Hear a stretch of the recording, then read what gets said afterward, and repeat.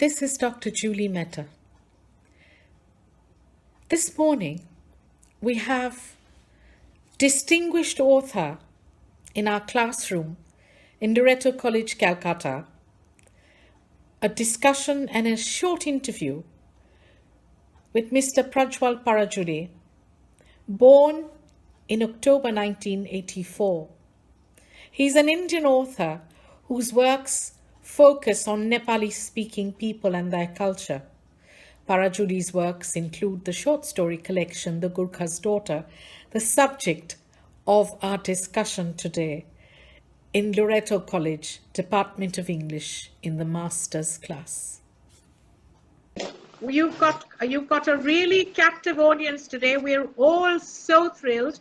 We are studying your Gurkha's Daughter short stories, and I want to preface today's event by saying that really owe a debt of gratitude to Harish, because he said, why don't you get him? He's such a wonderful writer. So Prajwal, Harish is here to say hello to you as well. Dr. Harish Mehta. Hi, Harish. Good to see you again. Hi, Prajwal. So nice to see you. Thank you for coming. Wonderful to be here. It's how come I don't see the faces of the students? Has everyone switched their videos off? Yes, because they feel that it saves their data. But if anyone would like to show your beautiful faces. No, that's all right. Okay, I think that makes sense. It's okay. It's okay. Yeah. Okay. Harish, would you like to say something? So we have the context very clear from a historian's point of view, why the kind of stuff that Prajwal is writing is so important. Absolutely. I think Prajwal represents the new voice from the hills. And I say this because, we've seen a lot of hill literature written by dead white men. And then we've had, and then they have been revived through oxygen provided by publishers.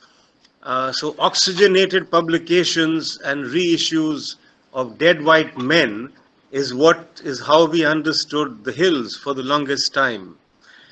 These are stories of tea gardens and, love affairs, cast somewhat in the Somerset mold of Southeast Asian writing, but without any of Mom's very special understanding.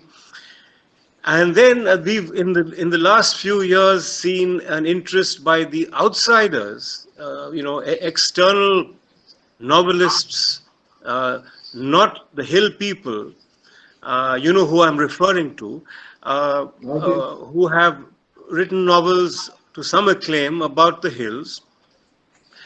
And so what we have in Prajwal is what we have in Prajwal is a voice of authenticity, because he belongs to that place. He has walked those mountains, and I know he's an avid trekker himself. I wish him strong knees, because he's going to need them if he's going to keep walking. And because he's from the hills, he will bring to his novels, he does bring to his writing that very special ingredient, because the voice comes out somewhere from within.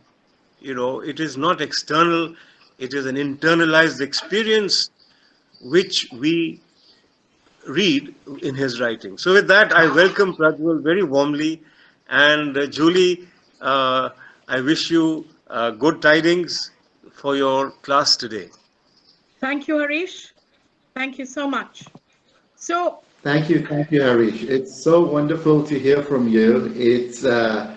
I'm so glad you brought up the issue of hill literature, so to speak, being written by white men first and then Bengalis after. Nothing wrong with that, of course, nothing wrong with it at all, but I'm glad we got to talk about that a little. Thank you.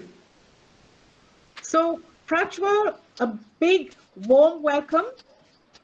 For the first time, I think, in the history of the Calcutta University, tides are indeed changing.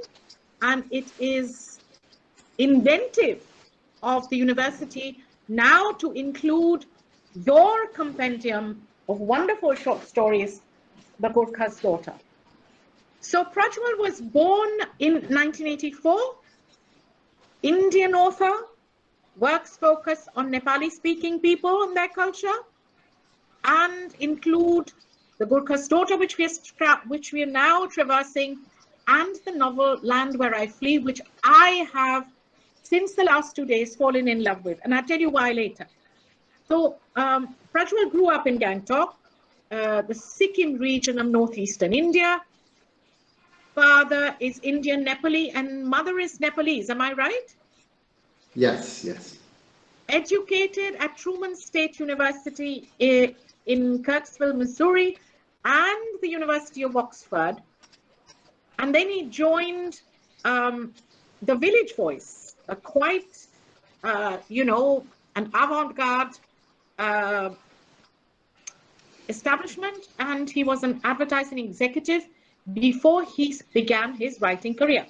Now, how he got to do a coup in September 2011, when he became the youngest Indian author to be offered not one, but 2-book multi-country deal, we will hear from him a little later.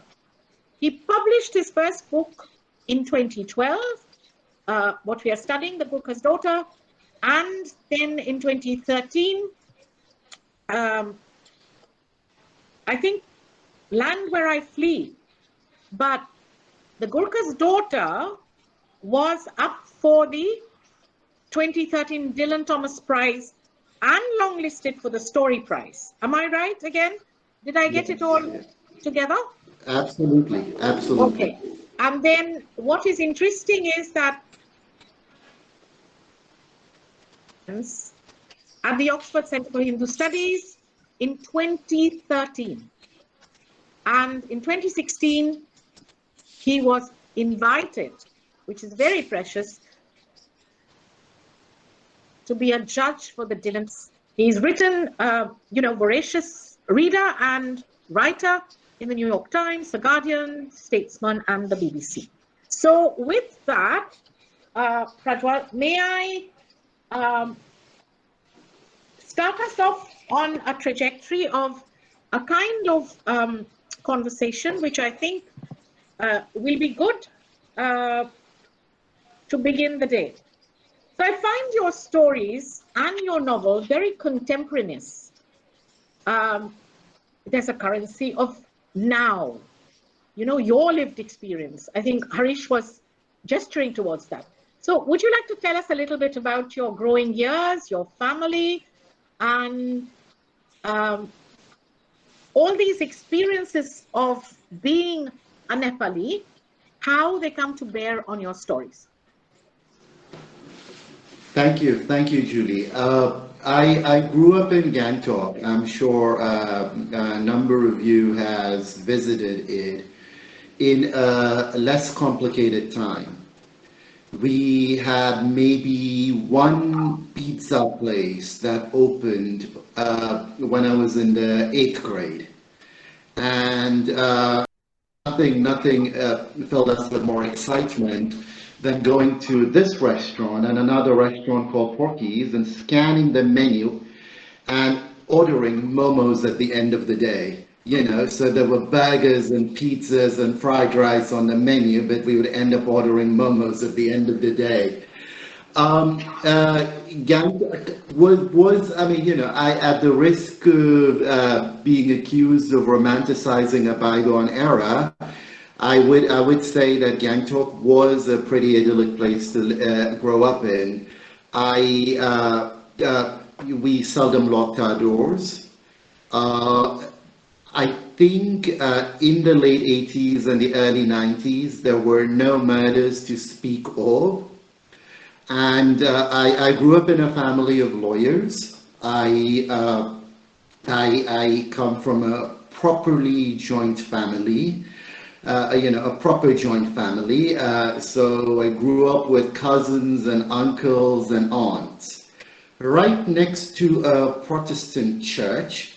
So I went to Sunday school as a kid in a Brahmin household, and I went to a school whose leanings were very Buddhist. The school had been established by the former king of Sikkim, Tashi Namgyal, and it's called Tashi Namgyal Academy.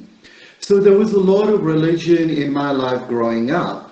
I'd go to Sunday school where I was taught that there was only one God, which the many-limbed gods and goddesses in my parents' cobweb-infested altar didn't really corroborate. And I'd go to school and then learn all about Buddhism, which is why you'll find a religion seeping into very many of my stories, into my novel too. Growing up in a joint family teaches you the importance of survival, because if you do not make a dash for that last potato stick on the plate, someone else will. I was one of those students who opted for the sciences in my 11 and 12, despite having absolutely no aptitude for it. Almost flunked my grade 12 board exams. And what happens when you do not do so well at so well in your class 12 board exams, when you cannot get into a university, into a college as prestigious as Loreto College or St. Stephen's, you go abroad. You go to America, which is exactly what I did. Does that answer your question? On point, and many enriching nuggets there, which I'm sure we're all sort of gobbling up every minute. Now, moving a little bit ahead, you've lived in New York City, such an exciting time in advertising, when you worked for Village Voice, as I said, then Missouri, and then Oxford, and now Europe. What does it mean to be a diasporic Nepali? Beautiful family, that is going to be resettled in the promised land was too attractive, which is why the story ended up having the conclusion that it did. Wonderful. Prajwal, I have a whole heap of people here who are going to deal with their questions, and they're so excited. I don't want to take too much of your time, but would love to talk about the character of Ram Bahadur Damai, the Jamai or son-in-law in the US, who is an untouchable, and the very subtle marker of religion that he becomes in your crafty hands as a writer. And you deftly use your craft to show the irony of the Brahminical, casteism. So it reminds me very much of Premchand or Arundhati Roy, but you take it to the next level by making him a diasporic Nepali Indian. Could you tell us a little bit about how you see the caste system perpetuated even now, which you present in your stories? Well, we keep hearing stories about the IT sector in America. We keep hearing stories about how certain alumni of IITs practice rampant forms of caste discrimination in Silicon Valley. It's, as I said, I grew up in a Brahmin household. A pretty liberal Brahmin household, but I know the kind of stuff my grandfather used to talk about back in the day. I know of that spirit of generosity that enveloped him when he allowed a quote-unquote lower caste person to interact with him, to enter his kitchen. And you have this understanding of caste at a very early age anywhere in India. I think it's one would think that Christianity sort of obliterates the caste system, or conversion to Islam does, but then we keep hearing about stories. I mean, I think Arundhati Roy's The God of Small Things is a glaring example of what happens when you convert to Christianity and are of a lower caste. I mean, remnants of your past life seep into your current and your future. So, I wrote Land Where I Flee about 9 years ago, and if I had written the book today, I might have done a few things slightly differently. I do think it was way too simplistic. Oh, Julie, I do not think about that too much anymore. Uh, I used to feel pretty smug about the fact that I was one of those writers who actually lived between a certain place and a certain place. A number of writers mention that in their bio with the hope that they will attract readership in one of the areas they claim to live in. So when you read an author bio that says he lives between New York and London and Delhi, take that with a grain of salt. But I actually did live between places for a certain time, for a long period of time, and I have to tell you that there is very little that is glamorous about living between two places. You spend half your life at airports, and to me, more than the concept of being a diasporic writer, I do think of, what being at home nowhere as well as being at home everywhere feels like. I could go on and on. I could talk about, I could talk about the Nepali speaking Indian and how we have had to claim our Indianness. We have had to underscore our nationality every time we mention our ethnicity. I could talk about often distancing myself from my Indian roots at some point when I was growing up. Or I could talk about how, as an adult, I distanced myself from my Nepali roots because what I've seen amongst Nepali-speaking Indians, a lot of Nepali-speaking Indians, is that in order to reassert our Indian identity, we are shrugging off our Nepalese identity, our Nepali identity, and I do try to write about all these issues, like the last story in the Gurkha's Daughter, The Immigrants. There's a little exchange that happens between Amit and Savitri, where Amit says, "I have to go home," and Savitri goes, "You mean Nepal?" And he lets it slide by then, but that is something that happens a lot with me, a lot with people I know. You have to also remember that my mom is from Nepal, so I am quite at home in Nepal. I'm quite at home in Kathmandu, but I've come across cousins whose father is from Sikkim and mother is from Kurseong, and nothing offended them more than when someone in Delhi asked them what language they spoke, and they said they spoke Nepali.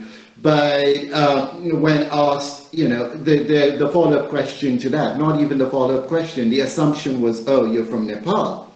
Whereas Nepali is actually one of the 22 Indian languages recognized by the Constitution, etc., etc.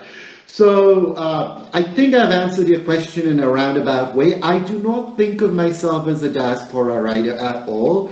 There may come a time I will write a book completely far removed from the Nepali speaking experience or the Nepali Indian experience. Right now, I'm just a writer who's trying to have fun with the books that he's writing. That sounds pretty fair. And since you've opened the floodgates to the question of identity, let's move to your very adept, skillful, nuanced way in which you deal with the issue of othering and how we treat our minorities, which, so much in-depth insight. For instance, in Let Sleeping Dogs Lie, which we are really enjoying right now, you show how Bihari Muslims like Munnu are treated by Nepali people such as Dr. Mrs. Pradhan, or even the pejorative terms used by Mrs. Gurung, eunuch, bandar, donkey. I think it's very smart. The experiences of a minority like the Nepalese by the hegemonic and sometimes patriarchal majority Indians have been turned around so beautifully by you, and very subtly pointing a finger at, now take that. How does that feel? So would you like to talk a little bit about how you turned this idea of identity, used the issue of how Nepalese are treated in the larger context of Indians in your stories, and you really drive home the issue of alterity really well. Okay.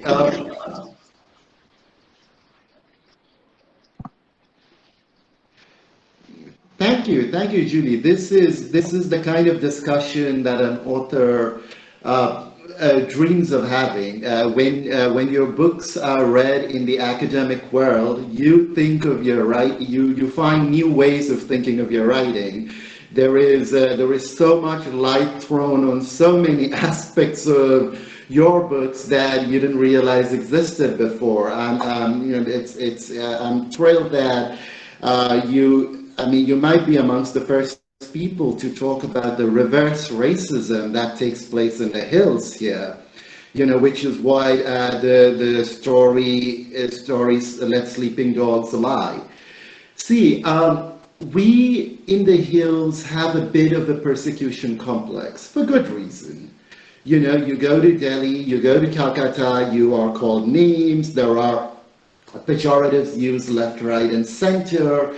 We talk about it and talk about it and talk about it. But we're no different.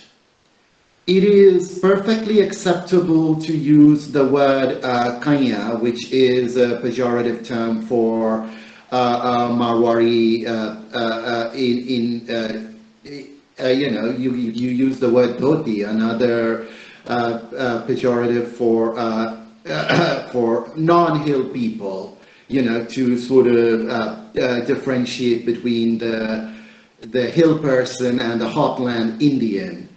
And to write this story just felt like the most natural thing for me. It's Munnu Bhaiya is actually based on someone called Chunnu Bhaiya, who happens to own a pawn shop, a convenience store in my neighborhood of Church Road in Gangtok. And what happened with him, what happened with the character in the book didn't really happen with him, but I've always thought of what would happen if this shopkeeper somehow accuses a wealthy person's son or daughter of theft. I mean, he wouldn't have the guts to accuse, someone to their face, but there's a certain bonding and solidarity that happens with his landlady, and somehow word goes out, and he has hell to pay for it. I mean, there was a girl who was actually stealing, and he was wronged, but there's nothing he can do about it. So this is a real, subaltern not being able to speak there. And long story short, yes, we face a lot of racism anywhere outside of the hills. Yeah, there's no doubt about it. But go to Shillong and then see how the average non-Khasi is treated. I mean, there is you have your Dakars. I think that's what they're called in Meghalaya. Anyone who's not from Shillong, you go to Sikkim, and there's this entire question of who belongs and who doesn't belong, and there are various layers of belonging and unbelonging there. So we as humans, I guess, love othering. No matter evolved we claim, no matter how evolved we claim to be, no matter how open-minded we claim to be, it's a problem everywhere. I'm in Santorini, Greece right now, and you have a law to illegal Bangladeshi and Pakistani people doing the menial works here. Again, these are jobs that the average Greek wouldn't do, but there's also a lot of bitterness against these people who have come to take their jobs.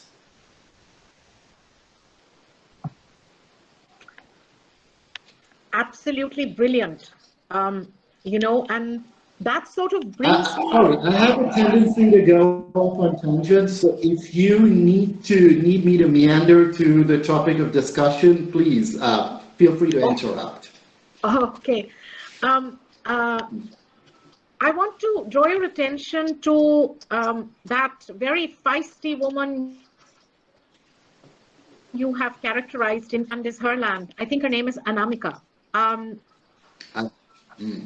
Absolutely, sterling points of discussion here. Let's hear your view about how subtly you managed to bring the politics. For instance, that a Bhutanese can't go back to Bhutan. What is that about? So would you like to tell us a little bit about what made you think of Anamika? Oh, yeah. As one of your characters?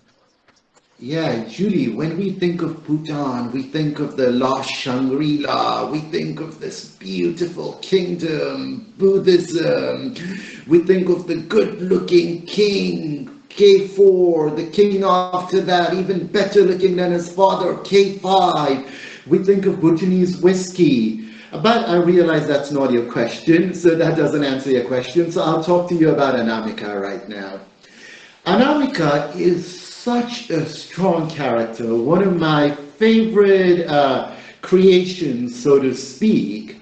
But I have had a few people tell me, oh, I wish at the end she had somehow, bashed this husband up, or, murdered him, or done something. And I did have half a mind to make Anamika do something bad, which would still make the reader root for her. But then I wanted a more realistic portrayal. I sort of wanted to convey that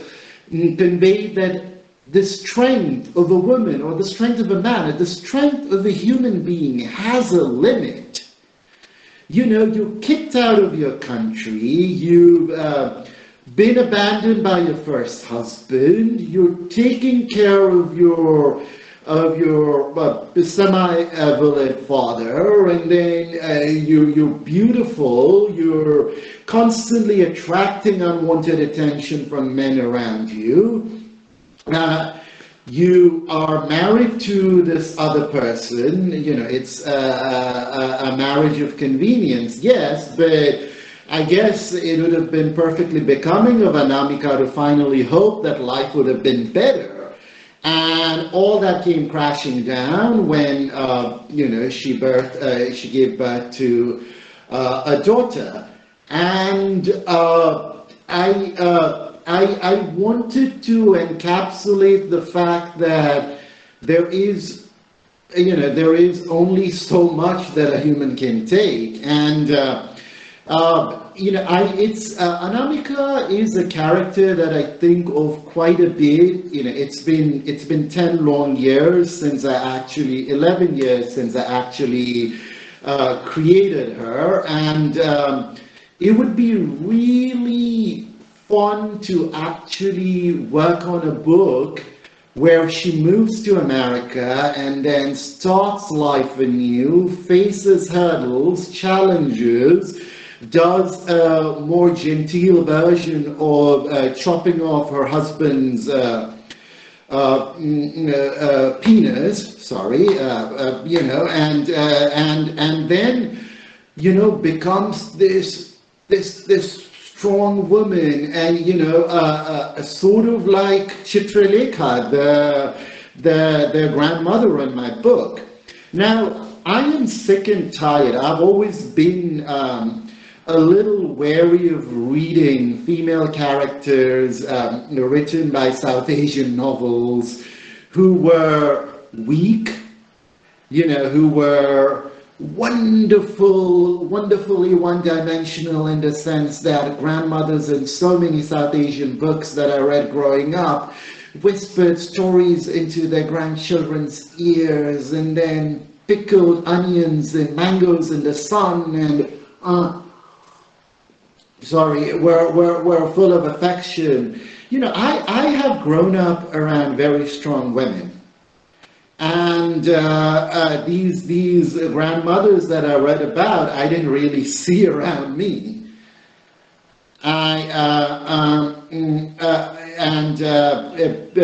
So that's how Anamika came about, and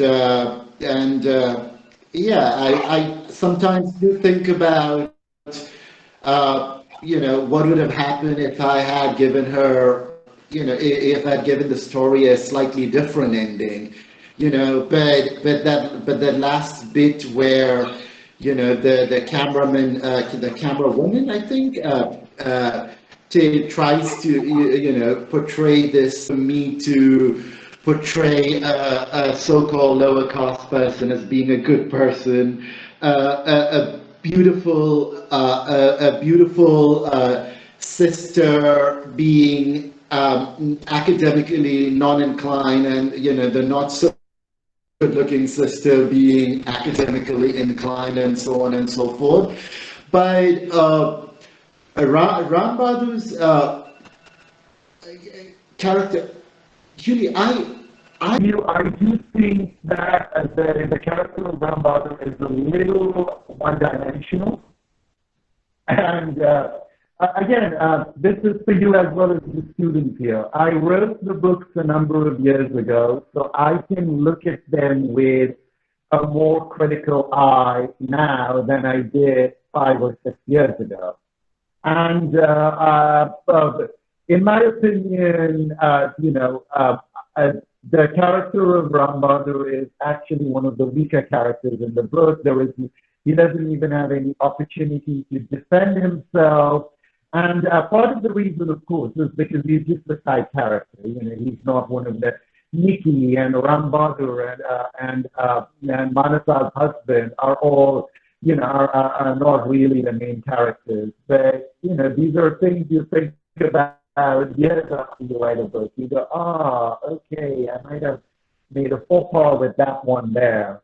But what was it about Ram Bahadur that you wanted to call attention to, about the fact that I used him as a vehicle to convey the rampant caste discrimination present in the Nepali community? Yes, but also what I found quite brilliant, maybe you don't remember it yourself, sometimes, writers do forget stuff they wrote 10 years ago. But what is interesting in Prajwal, that he is the lower caste, he is the Dalit, but he knows the scriptures backwards, much more than the Brahmin family that he is married into. I think that was an excellent point that you conveyed without belaboring it. Yeah, I mean, this was I mean, you are all too familiar with how wonderful these people, who claim to be superior to the world, these Brahmins are. I keep getting asked how I come up with such flawed characters, how I write such unlikable characters. But that's the truth. Ram Bahadur is a better person, and his devotion to Hinduism is something else. I mean, why anyone would want to continue being that loyal to Hinduism when Hinduism has done nothing but nasty stuff to him is beyond me.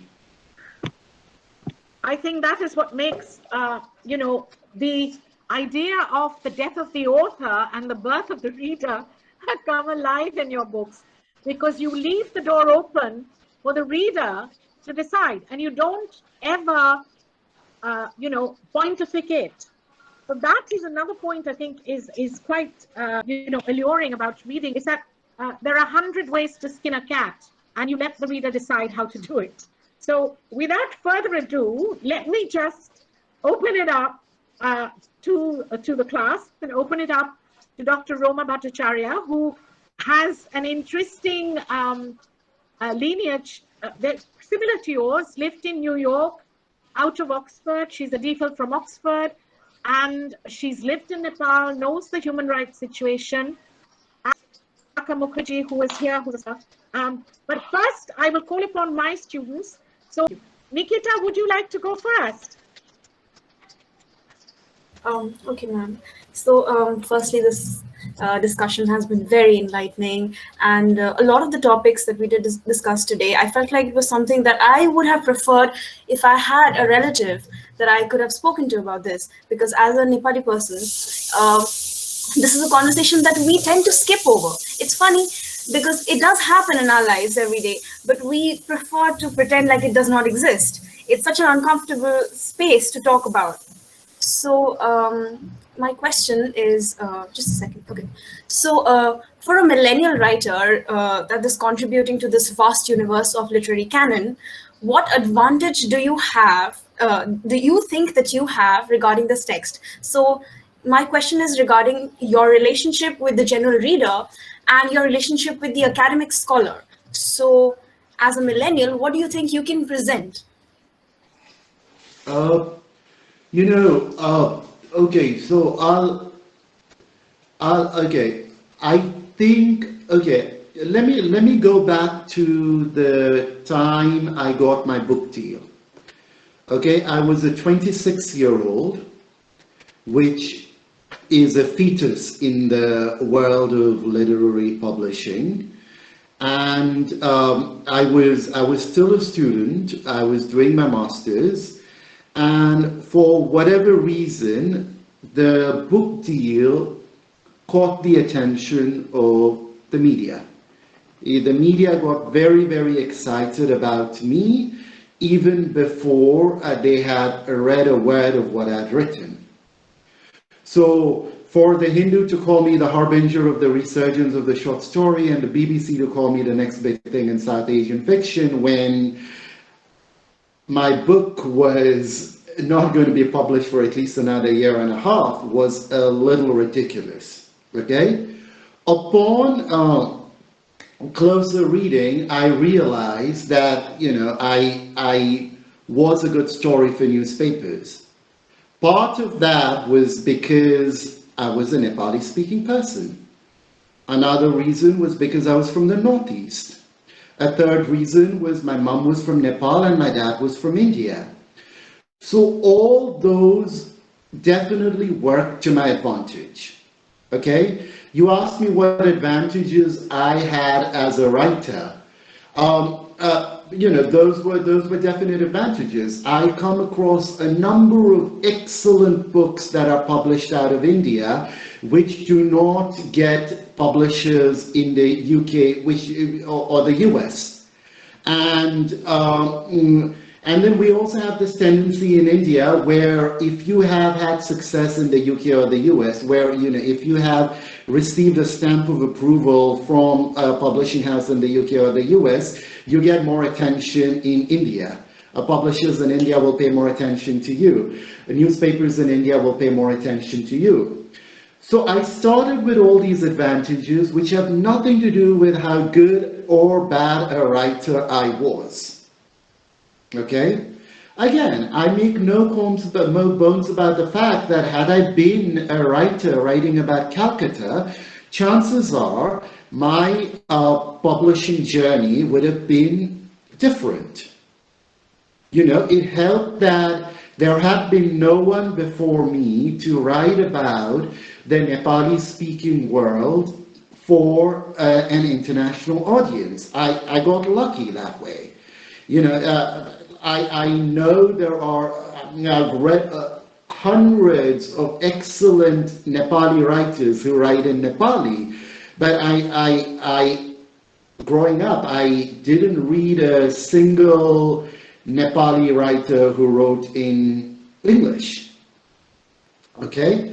By and by, in the early 2000s, you had writers from Nepal like Samrat Upadhyay and Manjushri Thapa who wrote in English. But again, these were people not from India. So there were all these advantages. But Nikita, I think your question to me was not about what advantages I began with, but about what advantages my books can give the academic world and the greater world. Is that what it was? Yes. Okay, no, the academic world, see, again, I get a little nervous about, being that one person, being one of the very few people who write about the Nepali speaking world being read academically, or even, because I'm afraid about the burden of representation. I'm afraid that what my book, I keep telling people that, my characters do not represent a community, a language, a people, a region. They only represent themselves. Okay? But again, I often contradict myself by saying, but hey, I have grown up around very strong women, which is why I wrote about them.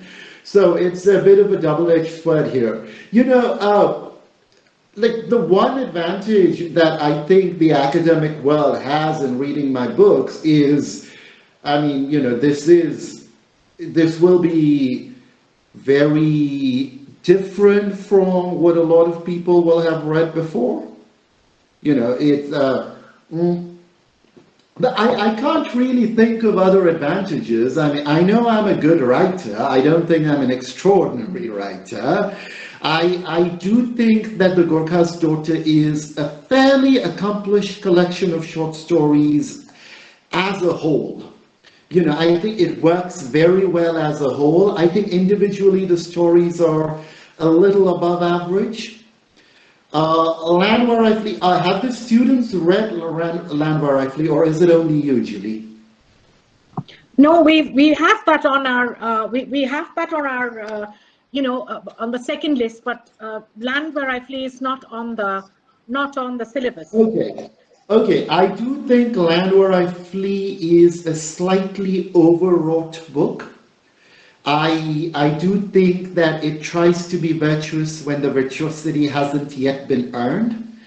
I do think there are parts where I try to be clever. I wrote Landwar Rifley when I was on my master's in creative writing, and it has weaknesses that I often see first novels that were incubated in creative writing workshops often have. And whereas I think The Gurkha's Daughter is a fairly good book, if I may say so myself. But I can't think of other advantages, Nikita. Maybe Roma or Harish or Julie will be able to address that question better. Prajwal, kudos to you for your refreshing humility. But I was just going to jump in for a second and say, my God, you must be kidding. I said this is a dream book for a post-colonial professor or a professor of, of contemporary postmodern works, because every kind of theory, whether it's Derridian, whether it's Foucault, whether it's hegemony by Gramsci, all of it fits in there. So I think Nikita was really pushing you a little bit to answer her question, but hey, you've answered it in other ways, so that's fine. See, this is why we need to Shall we see, interact with Marina? more academics. Well, you're welcome to our class anytime. Marina, do you have a question? Yes, ma'am. Very good afternoon, sir. We're really blessed to have you with us today. And I've read your stories from Gurkha's daughter, and I really love them. So I had jotted down a few questions when ma'am told us that we're getting a chance to meet you. So, first of all, I'm very excited, and here goes the question. Is there any one social discrepancy in your stories that you would like to change, which is still relevant today? And also, um, is there any social discrepancy in your story that you've experienced or seen, or like any character, any true incident, or of your own life? You know, this third story in the book was a father's journey, I think. Um, the what 12-year-olds and 13-year-old girls go through when they first have their period, I've seen around my cousins, my very upper middle class, very well educated uncles and aunts making a hue and cry about someone having her periods. I've seen cousins sitting separately from the rest of the dining table in Kathmandu because, God forbid, their presence at the dining table should contaminate the entire house.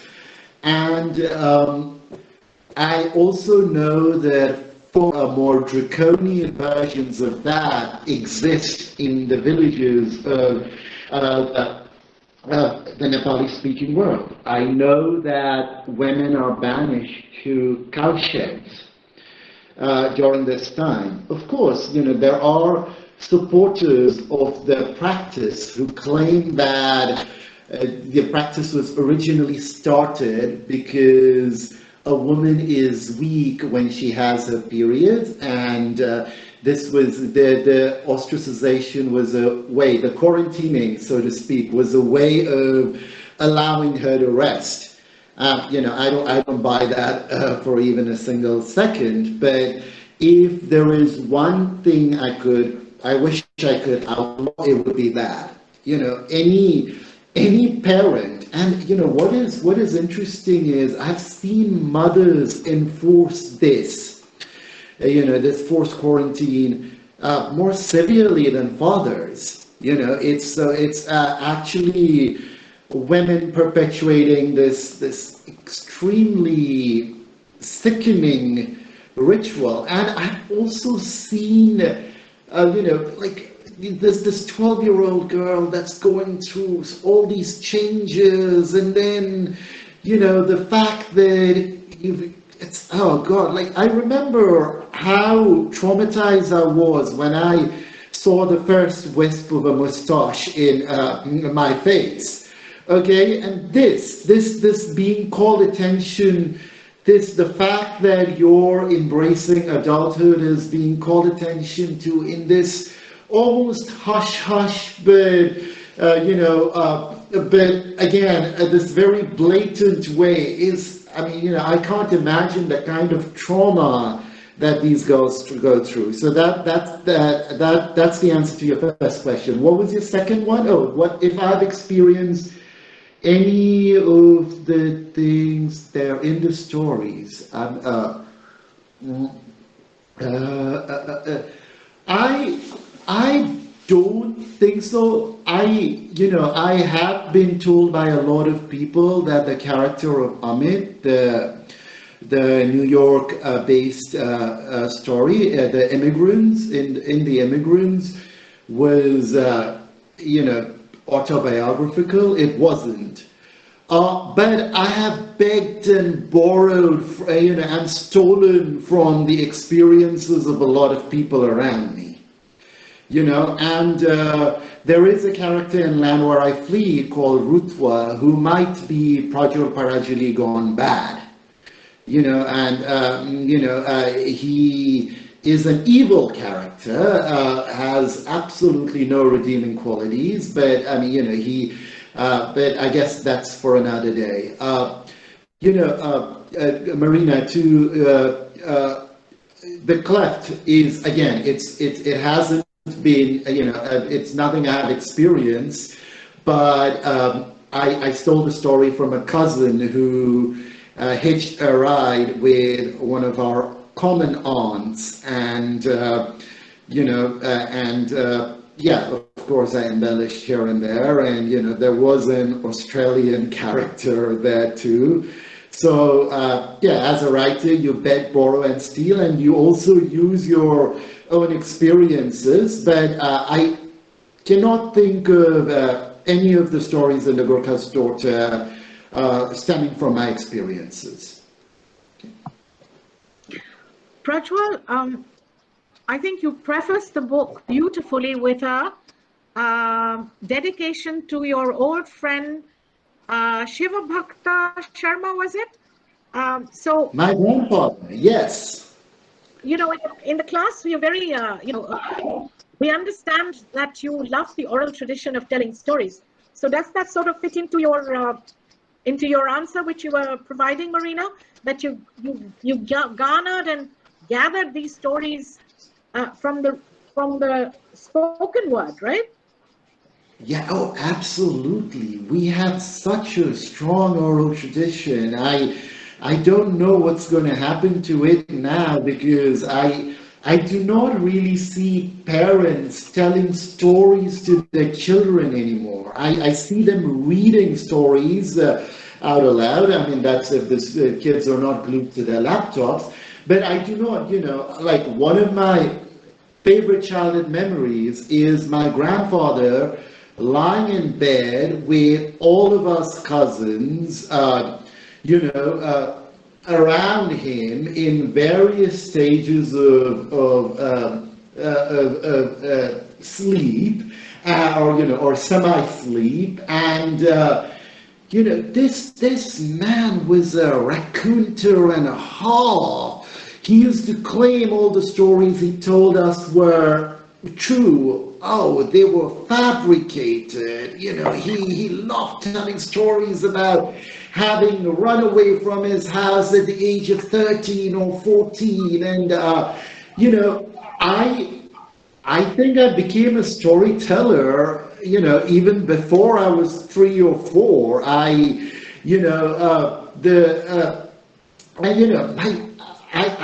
My grandfather used to do all the mimicking, the making the animal noises in his stories. Elephants sprouted wings, and lions were eaten by cats, and we spent hours and hours with him during our holidays. They used to live in the country in Kalimpong. We used to live in Gangtok, and we came to Kalimpong once a month or so. And as I said, my grandfather was a very, very flawed person, but he was a pretty perfect grandfather.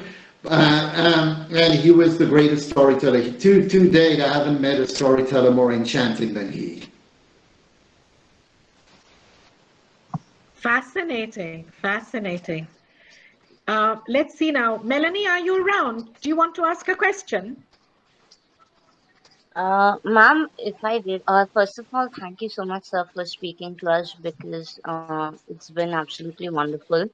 But if I had to ask you a question, it would be a rather out of context one.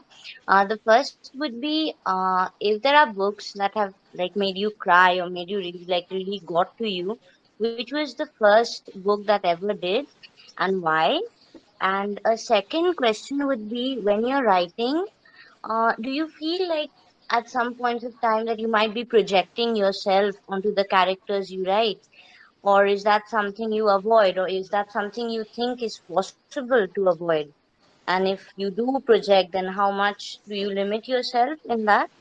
That's the two questions I would have for you, sir. Thank you. The first question, I grew up on an overdose of Enid Blyton, like a lot of us, okay? And there was a book called The Family of at Red Roofs. For whatever reason, no Enid Blyton fan has heard of it. Maybe because it's a standalone book, you know. So basically, what happens in the book is a family goes to look at a house called Red Roofs, falls in love with it, and decides that this is going to be the house they will be happy in. Unfortunately, the minute they move in, the father gets called to the war, or called to work in America. The mother falls sick, and their life falls apart. And this is about overcoming challenges. Like a lot of Enid Blyton books, there's a lovely moral in there. But to me, that was the original family saga, that got me addicted to family sagas. And it is a book that I always travel with. I do not have a copy here with me right now. Okay, forget that I said I always travel with it, but I travel with it when I have my suitcase. Right now I only have a backpack, but it was the first book that made me cry, that made me I think I read it as a 7 or an 8-year-old, and it's quite a sophisticated book. Now that I come to think of it, it's there's these people found a governess, Jenny Wren, and somebody ends up living in a house close in a shed on the property, and then while the mom is away in the hospital and the father is away in America, they sort of create their own little family, with the oldest forced to take on a very maternal role. And, I think that's where my interest in family sagas came about. Your second question about projecting emotions. Yeah, that happens a lot. You start writing a character and then you want a character to do a certain thing. And then, Julie, have you finished Land Where I Flee, or are you midway through it? We're about one class done. So everyone's read the book, so you can go ahead and talk about it. Okay, sorry, this is Land Where I Flee. I'm guessing people haven't read Land Where I Flee. Oh, no. Okay. No, see, sometimes, you start writing a character with the aim of making them do certain things, but then, these characters sprout wings of their own and run in various directions. And you sort of know that you're projecting your emotions into a character because it feels a little inauthentic when you read when you read the whatever you've written a few hours later. I write fast and edit slow. So when I write, I just go, I type away. I do not think of, I do not take into account commas and superfluous periods and, commas and full stops and, grammar and stuff. But then I print the story, print whatever it is that I've written out, and then edit it with a fine-tooth comb. And that's when I realized, aha, okay, I was definitely projecting here because this character just is not ringing true now. What a certain person is doing isn't it feels false. There is no authenticity here. So you go back and correct it. There's often a tussle between, this sounds like a highly pretentious thing to say, I know. There's a tussle between what you want the character to do and what the character wants to do. And in a good book, I think, what the character wants to do always wins. Does that answer your question? Yes, sir, it does. Thank you so much. Okay, so who's up next? Shikriti, you had a question, right? Go ahead.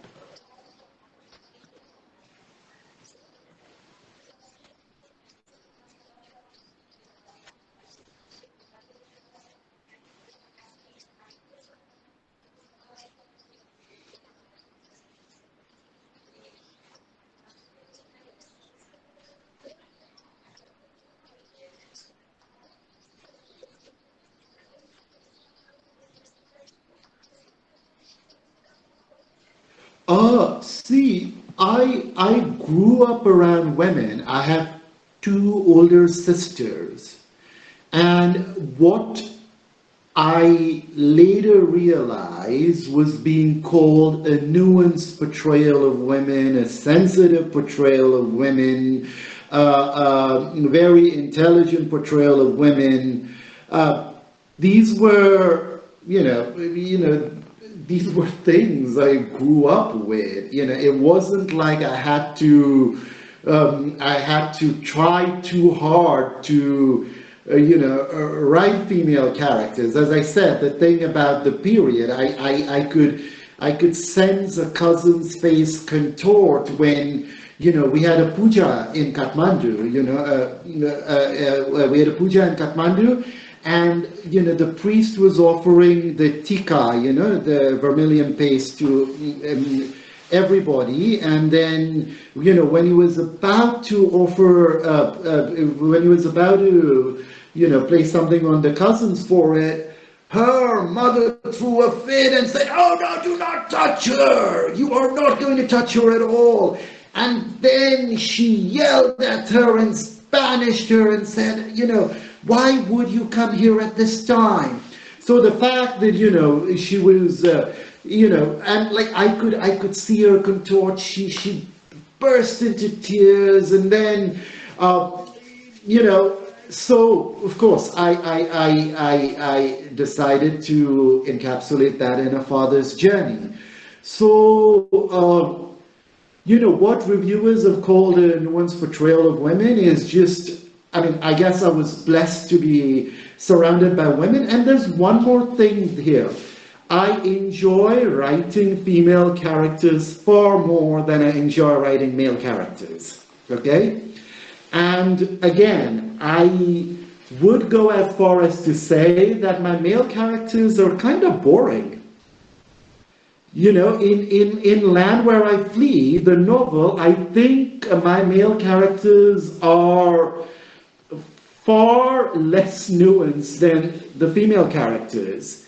So let's just attribute this to growing up around women, having a certain sensitivity toward women that, or even girls when I was growing up, that, that normal, that you wouldn't have if you, like, I'm guessing, I wouldn't know what pains a woman goes through during her period if I had two brothers instead of two sisters, So this was just a combination of having been born in the right family and some observation skills, I guess.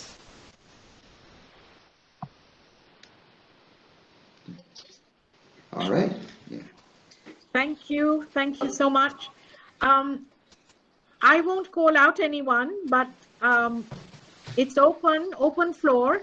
Before we let Dr. Roma Bhattacharya and Raka into the conversation, is there anyone else from class? Rajeshwari? Megha, anybody? Ma'am, I have a question. Good, go right ahead. Look forward to it. Go ahead. Good afternoon, sir. Thanks. It's a pleasure meeting you, and thanks for our professors who made this possible. So I read your short stories, and it was very intriguing, and I was just awestruck. I really liked the character of Anamika from No Land is Her Lands. And so my attention stands still on the conclusion of the short story, where it says perfect family, perfect picture. So I I can be a little personal or like digressional, but I wanted to ask, like, what is a perfect family for you as an author? As an author, the perfect That's a family really is the touchy one, most. my goodness. Yeah, hey, by the way, Vidisha and everyone, Marina, Sikriti, Nikita, Melanie too, right? All the questions you have asked are extremely intelligent, and I am not saying this to you just because I'm talking to you, but this is, if literature festivals had this quality of questions, authors wouldn't drink so much seriously. This is. I'm very, very impressed with all your questions. The perfect family is the most dysfunctional family there can be. To write a book, to write an entire book on a happy family will not be fun at all. The more twisted the family, the better it is. So as I said earlier, I grew up in a joint family, all right? And so there were cousins and uncles and aunts, and we also had a revolving barrel of extended family, cousins living in the remote areas who were staying with us every so often. So I had this dream of having a normal family. There was nothing more intriguing to me than the two Bengalis who rented an apartment from my parents.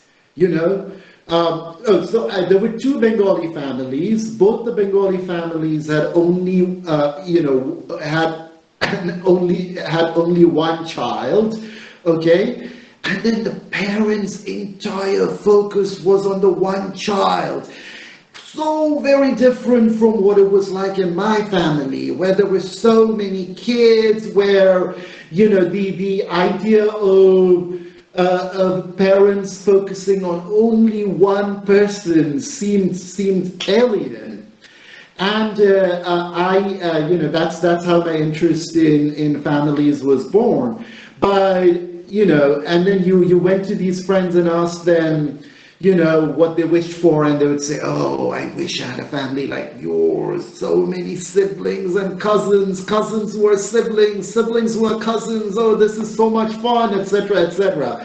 But yeah, come on, give me the most dysfunctional family. Give me an alcoholic father. Give me a philandering mother. Give me a sibling who has disappeared. Give me another sibling who is a bigamist. It's give me all that, and then I'll write a great story there.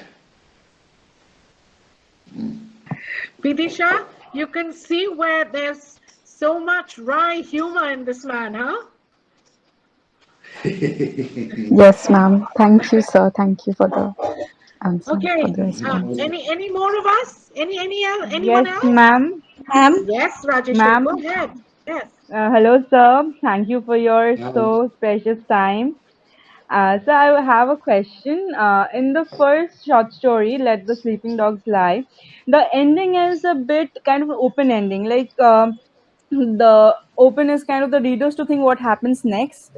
So, sir, I would like to hear from you if the book would have been like you would like to continue it and say something more that the girl gets caught or something like that, or whatever it would be. So, sir, how would you like to continue it or give a better ending?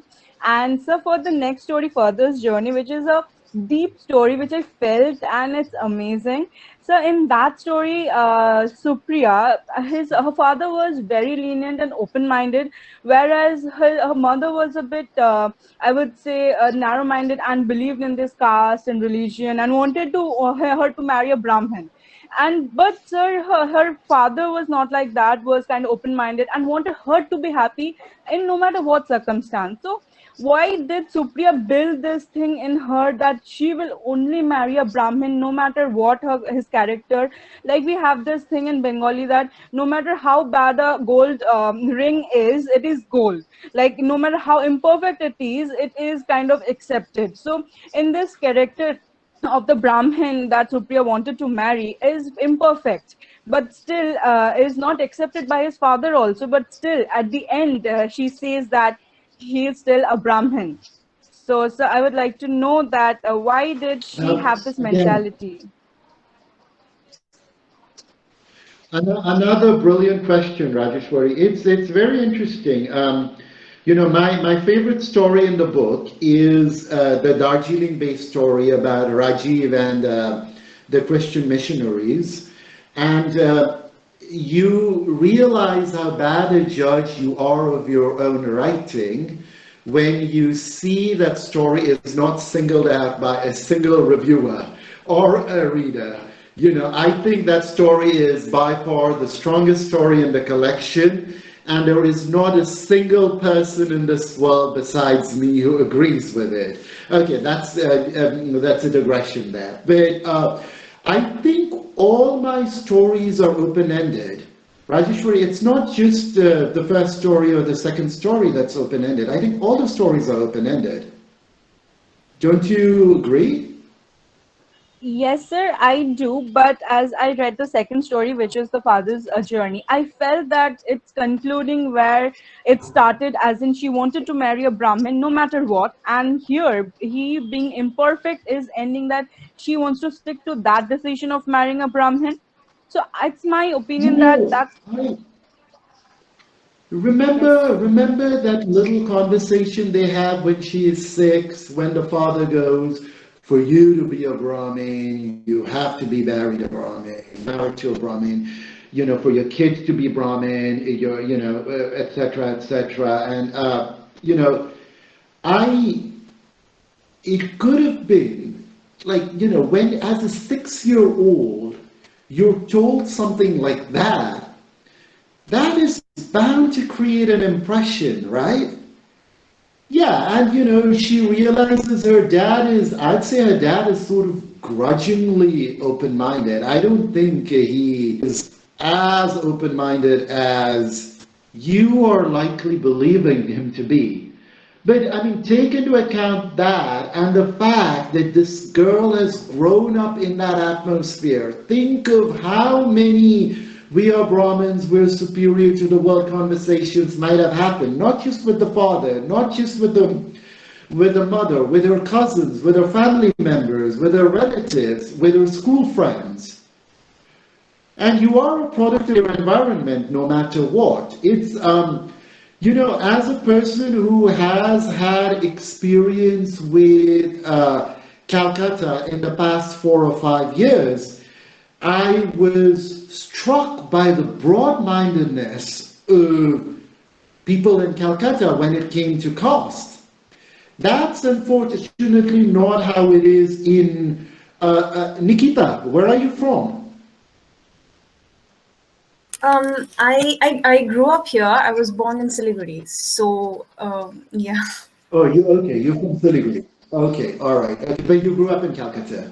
Okay, all right. So, so she is a product of her environment, as we are, and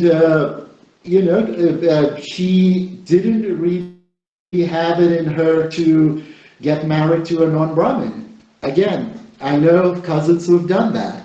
Dated some non-Brahmin for a long time, and at the end gotten married to a Brahmin.